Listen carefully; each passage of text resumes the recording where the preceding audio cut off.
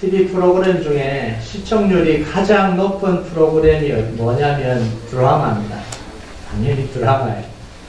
예능 프로그램들이요, 연예인 스타들을 동원해서 시청률을 이렇게 경쟁을 해보지만 드라마 시청률을 넘어선 적은 별로 없어요. 거의 없습니다. 그럼 왜 드라마가 사람들에게 이렇게 인기를 끌까요? 제가 드라마 박사는 아니고요. 아닌데, 이 드라마 안에는 스토리가 있어요. 그 스토리 안에는 뭐가 있냐면 갈등이 있습니다. 그래서 흥미를 끄는 거예요. 여러분, 갈등 없는 드라마 보신 적 있습니까? 밋밋하고 재미없어서 아무도 안 볼 거예요. 태어나서 부유한 집에 태어나서 공부 잘하고 잘 됐다, 결혼하고 잘 살았더라. 그 누가 봅니까? 아무도 안 보잖아요. 그 안에 갈등이 일어나니까 그 관심을 가지고 보는 거예요.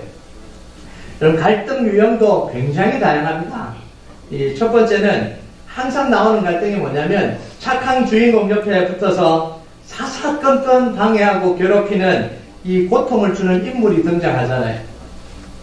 그 중에 한 사람이 누구냐면 멋있고 잘생긴 남자친구의 어머니. 항상 이 어머니가 문제예요. 죄송합니다. 문제라고 그래서. 어머니가 문제예요. 여러분, 거기 보니까 미국 프린스턴인데 발음이 안 돼요. 이 경제학 교수인데요. 이 사람 참 재밌는 분이에요. 우엔 라인하르트라는 교수인데 이분이 한국 드라마를 엄청나게 봤나 봐요. 그러면서 한국 드라마 안에 존재하는 6가지 법칙을 이렇게 쫙 쓴 글이 있어요. 그 중에 앞에 2개가 뭔 줄 아세요? 이 시어머니에 대한 글이에요. 잘생긴 남자의 어머니. 그래서 잘생긴 남자, 애지중지 키운 지 잘생긴 남자가 자기가 싫어하는 여자를 만나면 그때부터 항상 하얀 띠를, 다른 것도 아닌 하얀 띠를 머리에 두르고는 들어눕는다는 거예요. 모든 드라마에 이게 다 등장을 한다는 거예요. 두 번째는 뭐냐면 이 두 사람을 끊어놓기 위해서 항상 돈봉투를 들고 간다는 거예요. 헤어져라. 그러면서 이게 드라마에 항상 등장한다는 거예요. 여러분, 두 번째는 나오는 게 뭐예요? 이 삼각관계잖아요. 사랑하는 두 여인사를 그냥 놔두지 않고 꼭 느닷없이 등장해서 오해를 불러일으키고 관계를 깨트려가는 이 불려시 같은 이런 여인들이 존재를 하잖아요. 이 불려시예요. 꼭 남자 주인공은 또 그게 또 속아 넘어가요. 그 불려시인 줄 알아야 되는데 그걸 모르고 또 속아 넘어가잖아요. 세 번째가 이 출생의 비밀입니다. 두 사람이 만나서 막 사랑을 하려고 했는데 알고 보니 남매예요. 아, 이거 어떤 드라마에는 막 자기가 정말 죽도록 미워하고 막 그 벌레처럼 취급했던 그 여인이 자기 친엄마예요. 이런 일들이 막 드라마 속에서 일어나잖아요. 이런 갈등이 깊고 첨예할수록 드라마는요 더 흥미진진해지고 사람들의 이목을 끌게 됩니다. 자, 이렇게 여기까지는 드라마 이야기고요. 그런데 이런 갈등들이 드라마에만 존재하는 게 아닙니다. 이런 갈등들이 우리 삶에서 실제로 일어났을 때는 정말 괴롭고요. 정말 고통스럽습니다. 여러분, 대부분 드라마에서 일어나는 일은 우리 삶에서 일어나는 일이잖아요.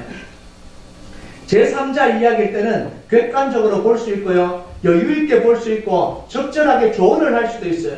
그런데 그게 내 이야기라면, 그게 자기 일이라면 그럼 완전히 달라지는 거예요. 예수님의 탄생 이야기는 우리가 객관적인 입장에서 바라볼 때는 너무나 신비로운 이야기입니다. 너무나 은혜로운 이야기잖아요. 와, 하나님이 저렇게까지 역사하시나 막 감동이 되는 이야기 아닙니까? 그런데 그 일을 직접 겪어야 했던 이 요셉과 마리아 입장에서는요, 한순간 한순간이 고통의 순간이에요. 한순간 한순간이 두려움의 연속입니다. 이 답답함의 연속이에요.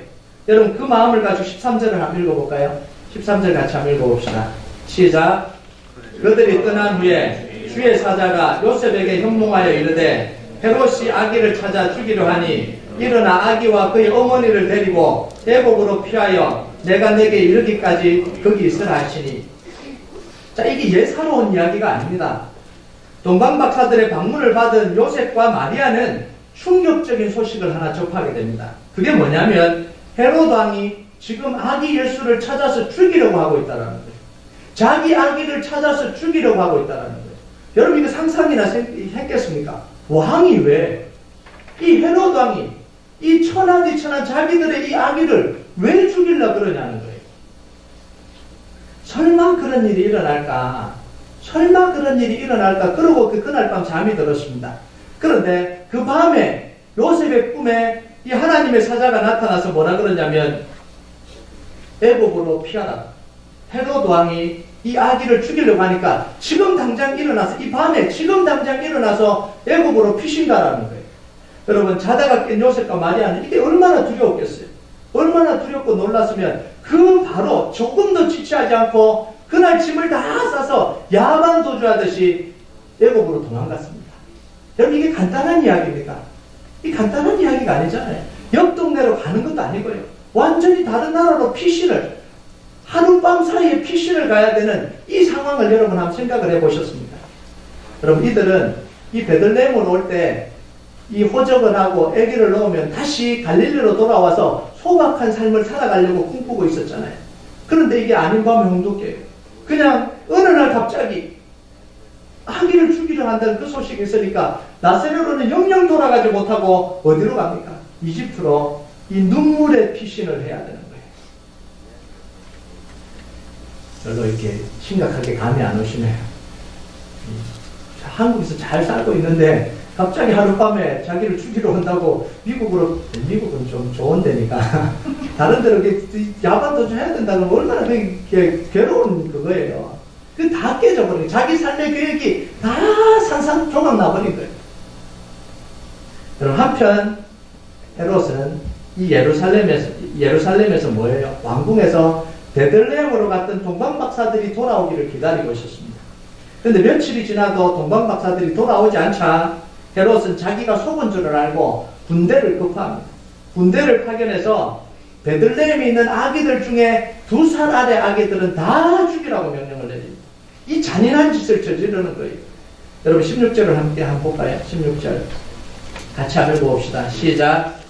이에 헤롯이 박사들에게 속은 줄 알고 심히 노하여 사람을 보내어 베들레헴과 그 모든 지경 안에 있는 사내 아이를 박사들에게 자세히 알아본 그때를 기준으로 하여 2살부터 그 아래로 다 죽이니. 여러분 요셉과 마리아에게 헤롯은 갈등이에요. 방해자입니다. 자기들의 인생에 허락 없이 끼어들어서 자기 인생을 다 망쳐버린 사람이 바로 이 헤롯입니다. 우리 삶에도요 갈등을 일으키는 이런 방해자들이 존재합니다. 나를 고민하게 만들고요 내 인생의 행복을 다 빼앗아가는 것 같고 내가 가는 길을 막아서 괴로움을 주는 존재들이 등장합니다. 한 번도 그렇게 하라고 허락한 적이 없어요. 허락한 적도 없는데 불쑥 내 인생에 찾아와서는 나를 불행하게 만들고 괴롭게 만들고 힘들게 만들어 버리잖아요. 내 눈앞에서 그냥 싹 사라져 버렸으면 좋겠는데 사라지지도 않아요. 아무리 해도 안 사라져요. 늘 옆에 붙어서 볼 때마다 속이 막 끓어오르고 볼 때마다 화가 나는 거예요. 옆에 있으라고 허락도 안 했는데 찾아오잖아요. 이게 우리의 갈등이고 방해자예요. 때로는 잘 나가던 내 인생을 완전히 다른 방향으로 몰아넣어 버리기도 합니다. 마치 이 요셉의 형들 같은 사람이에요. 요셉은 자기 부모와 함께 단란하게 그렇게 행복하게 살려고 꿈꾸고 살았는데 어느 순간 형들이 자기를 팔아버리면서 인생을 완전히 뒤바꿔 버리잖아요. 허락도 안 했는데. 여러분 우리는 그 방해자들이 우리가 신앙생활을 잘 못하게 하는 원인이라고 생각합니다. 그 사람들 때문에 내 신앙이 안 된다고 생각합니다. 그 사람들 때문에 내 삶이 안 된다고 생각을 해요. 이런 방해자들이 없으면 정말 나는 신앙생활을 잘할 거라고 생각합니다. 그런데 오히려 방해자들이 있기 때문에 우리 신앙생활이 더 잘 되는 겁니다. 여러분 믿으십니까? 네, 인정하기 싫어도 아멘을 하셔야 됩니다. 제가 다시 하겠습니다. 오히려 방해자들이 있기 때문에 우리 신앙이 더 좋아집니다. 방해자들이 있기 때문에 하나님의 계획이 성취가 됩니다. 여러분 성경에 보면요 동력자를 통해서 하나님의 역사가 이루어진 것보다 방해자들을 통해서 하나님의 역사가 이루어진 경우가 훨씬 더 많습니다. 여러분 성경을 읽어보세요. 하나님의 역사는 언제 일어나냐면 방해자가 나타나야 일어나잖아요. 그리고 하나님의 역사를 일으키려면 꼭 방해자가 나오잖아요. 여러분 드라마에 꼭 갈등 관계가 필요하듯이 그런 사람들이 필요하듯이요 우리 인생에는 반드시 방해자가 일어납니다. 흥미진진한 드라마일수록 이 갈등을 일으키는 인물은요 더 악랄하잖아요. 더 이렇게 괴롭히잖아요. 여러분, 가장 흥미진진한 드라마가 뭘까요? 네, 여러분, 이 세상에서 가장 흥미진진한 드라마가 뭘까요? 바로 여러분의 인생 아니에요. 우리 인생이요, 가장 흥미진진한 드라마예요. 뭐 드라마, 그건 이유도 아닙니다. 우리 인생을 살아가는데 이게 드라마틱한 이 드라마예요. 여러분, 그건 무슨 드라마? 하나님이 이루어가시는 우리 인생의 드라마가 세상에서 가장 드라마틱한 드라마입니다. 여러분, 그러면 어떻게 방해자가 없을 수가 있겠습니까? 우리 인생에. 헤롯이요, 요셉과 마리아 인생에 끼어들어서 괴롭히니까, 방해를 하니까, 갈등을 일으키니까 어떤 일이 일어나냐 한번 보자고요. 여러분, 15절을 한번 볼까요? 15절. 같이 한번 읽어봅시다. 시작.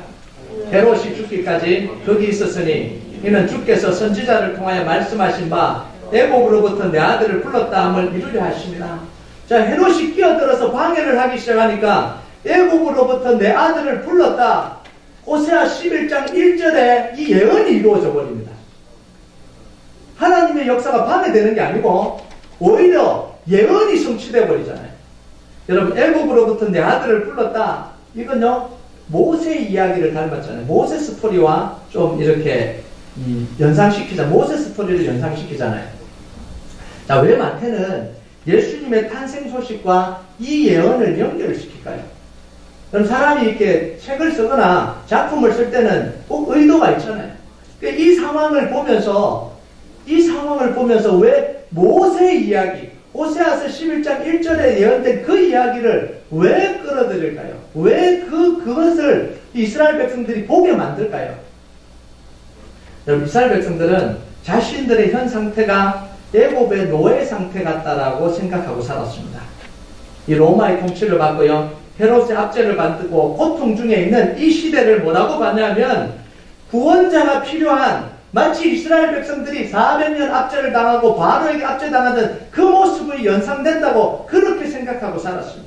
그러면서 이스라엘 백성들은 구원자가 나타나기를, 제2의 모세 같은 구원자가 나타나서 자기들을 이 압제에서, 고통 중에서 구해주기를 기다리고 있던 상황이 바로 이 초대교회가 아니죠, 이 이스라엘에 예수님 오시기 전의 상황이었다는 거예요. 여러분 보면요, 헤롯이 죽이려고 해서 애굽으로 피신한 예수님의 모습과 바로가 죽이려고 해서 미디안 광야로 도망친 모세의 모습이 닮아있잖아요. 제가 읽어보면 마태복음 2장 13절에 헤롯이 아기를 찾아 죽이려고 하니 이렇게 기록되어 있죠. 출애굽 2장 15절에는 바로가 이 일을 듣고 모세를 죽이고자 하여 찾는 줄 비슷하잖아요. 헤롯이 죽고 난 뒤에 갈릴리로 돌아오는 이 예수님의 모습과 바로가 죽고 난 뒤에 애굽으로 돌아오는 모세의 모습이 닮아 있습니다.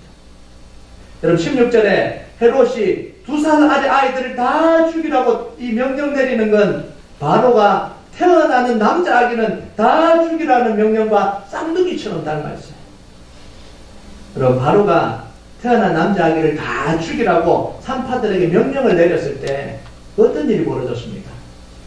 이스라엘 백성들의 인구가 다 줄었더라, 이렇게 나와야 되는데 뭐라고 이야기를 해요? 학대를 받을수록 더욱 번성하고 퍼져가니, 이렇게 이야기해요.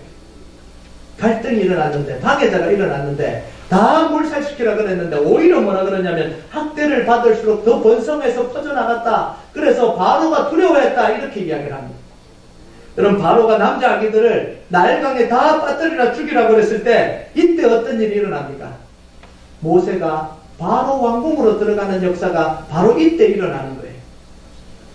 2살 아기들을 다 죽이라고 명령하는 이 헤롯의 명령은 잔인하기만 합니다. 이런 데서 뭐가 일어나겠냐는 거예요. 2살 아기들은 다 죽었습니다. 그런데 이때 무슨 일이 일어나겠냐는 거예요. 이런 잔인한 것들 속에, 이 폭력 속에 하나님의 역사가 있을 수 있겠냐는 거예요. 아무도 생각을 못했습니다. 자, 그런데 이것 또한 하나님의 예언을 이루는 도구가 됐다는 거예요. 여러분 17절과 18절 한번 읽어볼까요? 같이 한번 읽어봅시다. 시작. 이에 선지자 예레미야를 통하여 말씀하신 바 라마에서 슬퍼하며 크게 통곡하는 소리가 들리니 라헬이 그 자식을 위하여 애곡하는 것이라. 그가 자식이 없으므로 위로받기를 거절하였던 함이 이루어졌느니라. 자, 여기서 라헬이 그 자식을 위해서 애곡한다라는 게 이게 무슨 이야기일까요? 여러분이 잘 알다시피 라헬이 누굽니까? 야곱의 두 아내 중에 사랑하는 아내가 라헬입니다. 이 라헬을 위해서 14년을 일했잖아요. 그만큼 사랑했던 아내가 이 라헬입니다. 요셉과 베냐민의 어머니이기도 하고요. 여러분이 잘 알다시피 이 라헬은 베델에서 헤브론으로 가는 그 길에서 죽어버립니다. 이 베냐민을 출산하다가 상고를 견디지 못하고 그 가는 길 도중에 죽어요.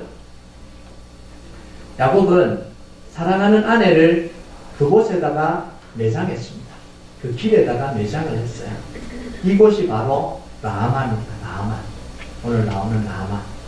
자, 여기에서 이해가 되지 않는 부분이 하나 있는데요. 그게 뭐냐면 야곱이 왜 이 사랑하는 라헬의 시체를 헤브론까지 얼마 가지 않으면 해버리는데 헤브론까지 가져가서 그 자기 가족의 묘에 장사하지 않고 이 길 도중에 묻어버렸냐는 이 말씀을 읽을 때마다 제가 이해가 안 됐습니다. 여러분, 이 막벨라 굴이라는 데가 있잖아요. 아브라함이 자기 아내 사라가 죽었을 때 사라를 매장하기 위해서 막벨라 굴을 샀습니다. 그러면서 거기다가 사라를 묻어요. 그리고 자기도 거기에 묻힙니다. 그리고 자기 아들 이삭도 거기 묻히고 아내 리브가도 거기 묻힙니다. 야곱도 그곳에 막벨라 굴에 묻힙니다. 다른 아내 레아도 그곳에다 묻힙니다. 이 가족 굴이에요. 가족 무덤이에요. 자, 그런데 야곱이 가장 사랑했던 아내가 누구예요? 라헬이잖아요. 그런데 이 라헬을 왜 막벨라 굴에 가져가서 묻지 않고 길 도중에다가 묻어버리고 가버렸냐는 거예요. 여러분, 그 이유가 오늘 말씀 18절과 관련이 있습니다. 여러분, 히브리 랍비들은 이스라엘이 당하게 될 이 비참한 운명을 야곱이 미리 알고 있었다, 이렇게 이야기합니다. 이스라엘 백성들이 전쟁에서 패하고 바벨론에서 끌려갈 것을 미리 알고 바벨론으로 끌려가는 그 길목에다가 라헬을 묻었다, 이렇게 이야기해요. 라헬은요, 그 길가에서 자녀들이, 이스라엘 백성들이죠, 이 끌려가는 슬픈 광경을 보고 자녀들이 다시 회복될 수 있도록 하나님께 눈물로 간구했다는 거예요. 그래서 고대 이스라엘 사람들은요, 라헬을 어떻게 보냐면 이스라엘의 구원을 위해서 간절히 하나님께 기도하는 이스라엘의 국모로 여기고 있습니다. 이게 라헬의 위치예요. 실제로 이 라마라는 곳은요, 높은 곳이라는 뜻이에요. 고지라는 뜻입니다. 라마는 이스라엘 포로들이 바벨론으로 끌려가는 이 대로 옆에 자리를 잡고 있는 거예요. 이게 내려다 보이는 거예요. 이 길이요. 어떤 학자들은 이렇게 이야기합니다. 바벨론 이 이스라엘 백성들을 포로로 끌고 가기 위해서 중간 이 집합소를 이 라마였다, 이렇게, 중간 집합소가 라마였다, 이렇게 이야기하는 학자들도 있어요. 그곳에다가 야곱이 라헬을 묻은 거예요. 자, 예레미야에서 이 예언된 실제 내용을 실제 예언을 한번 찾아보자. 이게 어디서 왔는지. 우리 예레미야 31장 15절 16절 같이 한번 읽어볼까요? 시작.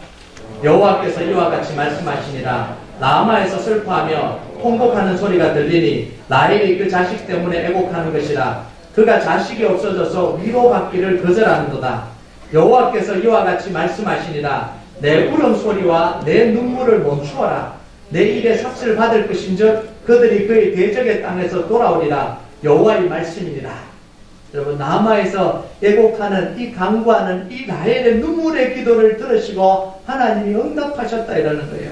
다시 회복될 걸 약속해 주셨다는 거예요. 그래서 이스라엘 백성들이요, 이 라헬을 나라를 위해서, 이스라엘 백성들을 위해서, 자녀들을 위해서 기도하는 이 국모라고, 어머니라고 보고 있는 거예요. 여러분, 마태는요, 헤롯이 두 살 아래 아이들을 무참히 살해하는 장면을 보면서 뭘 떠올렸냐면 바로 이 라헬의 눈물의 기도를 떠올렸습니다. 그러면서 이 이야기를 그곳에다가 심어놓은 거예요. 여러분, 이게 뭘 의미할까요? 지금 이스라엘 백성들이 하나님의 구원이 절실히 필요하다는 거예요.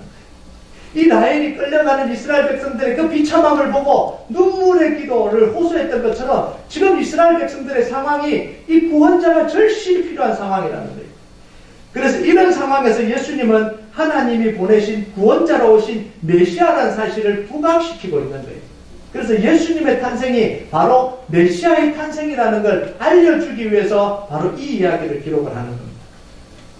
여러분, 오늘 등장하는 이 헤롯은요, 갈등을 일으키는 인물이에요. 방해자예요. 그것도 너무나 악랄하고 너무나 무서운 방해자입니다. 그런데 그 방해자를 통해서 하나님의 계획이 막히는 게 아니라 오히려 하나님의 계획이 더 정확하게, 하나님의 예언이 더 정확하게 성취됩니다. 여러분, 요셉과 마리아는 헤롯 때문에 도망쳐야 됐지만, 애국으로 도망쳐야 됐지만 오히려 그 길이 하나님의 계획을 이루러 가는 길입니다. 여러분, 우리는요, 살아가면서 갈등을 싫어합니다. 남 탓하기를 굉장히 좋아합니다. 나는 좋은 환경에서 태어나지 않았기 때문에, 좋지 않은 환경에서 태어났기 때문에 내 인생이 이렇게 다 망가졌다, 이렇게 이야기합니다. 내 인생이 왜 이렇게 됐냐? 나는 좋지 않은 환경에서 자라났다. 내가 좋은 환경에서 자라났으면 이렇게 살겠냐는. 어떤 사람들은요, 그렇게 이야기합니다. 내가 대학을 못 가서 그렇지. 내가 공부는 잘했는데 부모님이 돈을 안 줘서 대학을 못 가서 지금 이렇게 살아가는, 이 술주정뱅이로 이렇게 내 인생을 허비하고 살아가는, 내 책임이 아니라 다른 사람의 책임이다. 나를 방해하는 사람들 때문에 내 일이 다 망쳐졌다고 이야기합니다. 여러분, 나는 이 사람 때문에 예배도 잘 되지 않는다라고 이야기합니다. 기도도 하기 싫고 신앙생활 하는데 신이 나지 않는다는, 나는 잘하려고 그러는데 나를 자꾸 방해하고 괴롭히는 사람들이 생겨서 내가 그렇게 신앙생활을 못한다고 이렇게 핑계를 댑니다. 여러분, 물론 어느 정도 맞는 이야기입니다. 방해자가 있으면 불편하고 성가신 게 그게 사실입니다. 괴로운 게 사실입니다. 그런데요, 내 신앙의 탓을 다른 사람에게 돌리는 건 이건 옳지 않는 거예요. 왜냐하면 하나님의 역사는 대부분 다 뭐를 통해서 이루어지냐면 방해자를 통해서 이루어집니다. 나와 함께하는 사람을 통해서 이루어지는 게 아니라 나를 갈등을 일으키는 사람, 방해하는 사람들을 통해서 하나님의 역사가 일어난다는 거예요. 여러분, 다윗에게는 사울 같은 방해자가 있었습니다. 이 다윗의 인생에 늘 따라다니면서 늘 괴롭혔습니다.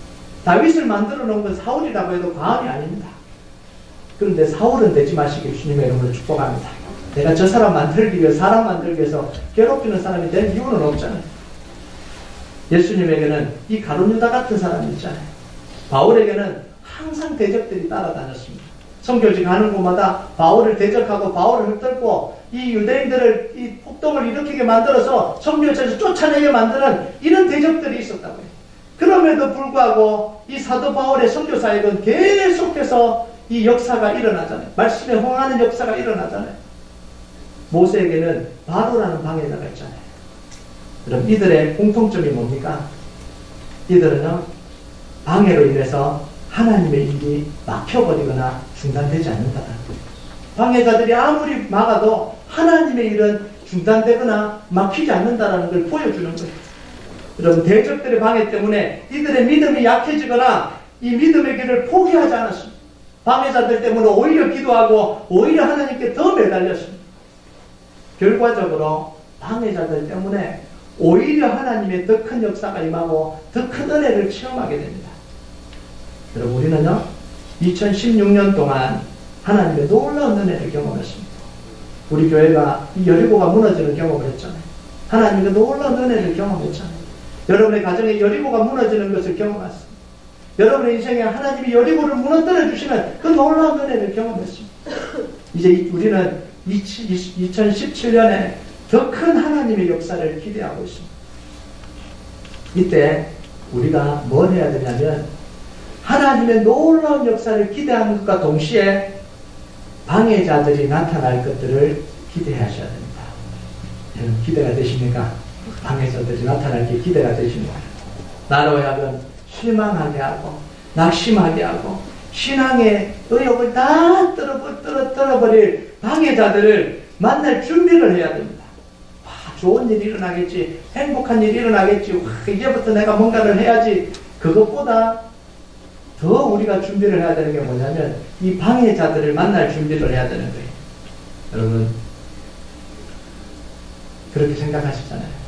이제 하나님이 나에게 2017년도에 정말 하나님의 능력과 은혜를 체험하게 하시고 내가 하나님 나라를 위해서 헌신하고 정말 하나님을 내가 잘 섬겨야 되겠다. 예배도 열심히 드리고 기도도 열심히 하고 봉사도 열심히 해야 되겠다. 좋은 마음을 품었는데 허락하지도 않은 사람이 내 인생에 들어와서 다 뒤집어 버리죠. 상처를 주고 귀찮게 만들고 내 세운 결심을 다 도루묵되게 만들어버리는 이런 일들이 일어나잖아요. 아마 지금도 일어난 사람들이 있을 겁니다. 아마 지금 그런 고민을 하는 사람들도 있을 거예요. 여러분, 그때 우리가 해야 될 일은요, 하나님 앞에 겸손해지는 거예요. 왜 저런 대적들이 나타나서 왜 저런 사람이 내가 좋게 결심했는데 나를 이렇게 만들어버리나 화를 내는 게 아니라 하나님 앞에 겸손해져야 됩니다. 내가 이거밖에 안 되는구나. 내가 이 신앙이 이 정도밖에 안 되는구나. 내가 목사인데 내가 10년을 내가 살아왔는데 내가 직분자인데 내가 20년 30년을 기도하고 왔는데 신앙 좋다라고 자부하고 왔는데 그 한마디에 내가 무너지는구나. 내가 이 정도밖에 안 되는구나. 이걸 우리가 깨달아야 되는 거예요. 이게 우리가 하나님 앞에 대적들을 만날 때 해야 되는 일입니다. 그러면서 우리가 기도의 자리로 나아가야 됩니다. 하나님의 도우심을 구해야 돼요. 여러분, 그 실험을 해나가는 과정이 바로 하나님의 역사에 동참하는 그런 과정입니다. 여러분, 이제 얼마 안 남았잖아요. 한 10여일 남았는데요. 여러분, 2017년도를 어떻게 준비하려고 그러십니까? 멋있게, 하나님, 내가 2017년도는 내가 멋있게 하나님 앞에 쓰임받기를 원합니다. 그러면서 2017년도를 정말 멋있게 빵 시작하면 좋잖아요. 그런데 안 그럴 경우가 굉장히 많을 겁니다. 제가 장담하건대 2017년도에는 이렇게 하나님 앞에 내가 계획하고 살아야 되겠다 그랬는데 갑자기 대적자들이 나타나서 정말 속이 막 다 뒤집어지고 내가 해야 되나 말아야 되나 이런 생각이 막 들고 그러면서 막 실험하고 그러면서 이 2016년도를 다 보내갈 겁니다. 그러면서 속으로 이렇게 생각을 하겠죠. 왜 저 사람은 내 인생을 다 망쳐서 2017년도를 정말 행복하고 좋게 시작하지도 못하게 만드나 이런 생각을 할지도 모릅니다. 여러분, 그런데요, 하나님의 역사는 멋있게 시작하는 그곳에 있지 않다는 걸 알아야 됩니다. 고민하고 갈등하고 기도하고 하나님 앞에 엎드려 하나님 제가 이거밖에 안 됩니까? 라고 기도하는 그 속에 우리는 하나님의 능력을 경험할 준비가 다 되어지는 거예요. 여러분, 멋있게 하면 얼마나 좋겠습니까? 여러분, 작년에 참 비참했습니다. 하나님의 역사, 하나님 이렇게 역사하십니다. 우리 교회를 통해서 이렇게 역사하십니다. 하나님이 내년에 하나님 우리에게 이 성전을 보여주시고 하나님이 함께 하십니다. 할렐루야! 다 기도하고 그러면서 막 신이 나서 해서 여기에 오면 얼마나 좋았겠습니까? 그죠? 그럼 이제 체면도 안 상하고 좀 멋있게 하나님 이렇게 역사하십니다. 할렐루야! 이러면서 오면 얼마나 좋겠어요. 근데 작년에 우리가 한 게 뭡니까? 하나님 왜 우리 교회가 이렇게 힘듭니까? 왜 이런 상황들이 우리가 맞닥뜨려야 됩니까? 왜 말씀을 전하는데도 그 말씀대로 이루어지지 않습니까? 왜 하나님을 기대하는데도 불구하고 이렇게 힘듭니까? 이렇게 상처받아야 됩니까? 이렇게 아파야 됩니까? 이게 하나님이 원하시는 겁니까? 그러면서 12월 동안 그렇게 고민하고 보냈잖아요. 그러면서 2016년에 어떤 일도 일어나지 않을 거라는 그 고통스러운 아픈 그런 마음을 가지고 무겁게 2016년도를 시작했지 않습니까? 하나님이 안 도와주시면 안 된다고. 그런데 하나님이 2016년도를 어떻게 펼쳐가셨습니까? 하나님의 역사를 이루고 계시잖아요. 여러분, 2016년도 마무리는요, 여러분 멋있게 한다고 생각하지 않으셔도 됩니다. 반드시 여러분이 방해자를 경험하게 될 겁니다. 고민하는 일들이 생길 겁니다. 기도해야 되는 일들이 생길 겁니다. 내가 이거밖에 안 되나라고 그렇게 한탄하는 그런 일들이 생길 겁니다. 여러분, 그럴 때 여러분 기도의 시간으로 삼으세요. 하나님께 나가세요. 하나님께 하나님 나를 붙들어 달라고. 그러면 여러분의 그 기쁨과 상관없이요, 2017년도는 하나님의 놀라운 역사를 여러분과 함께 이렇게 가실 겁니다. 여러분, 우리가 방해자를 이길 수 있는 이유는 우리 힘 때문이 아니라 예수님이 구원자로 우리에게 오셨기 때문에 그렇습니다. 예수님이 모든 죄와 사망의 권세를 이기시고 우리와 함께 계시기 때문입니다. 그래서 갈등이 와도 방해가 와도 이길 수 있는 이유가 그 예수님이 우리와 함께 임마누엘로 계시기 때문에 그렇습니다. 예수님이 죽음과 사망과 이 형벌을 이기고 부활하신 그 부활의 능력이 우리 속에 역사하기 때문에 그렇습니다. 여러분, 우리가 붙들어야 될 게 바로 그것입니다. 여러분, 올 한 해를 마무리하면서요, 여러분 기도의 자리에 있기를 주님으로 축복합니다. 여러분, 겸손의 자리에 있고 하나님께 강구하는 자리에 있기를 주님으로 축복합니다. 우리 같이 기도합시다.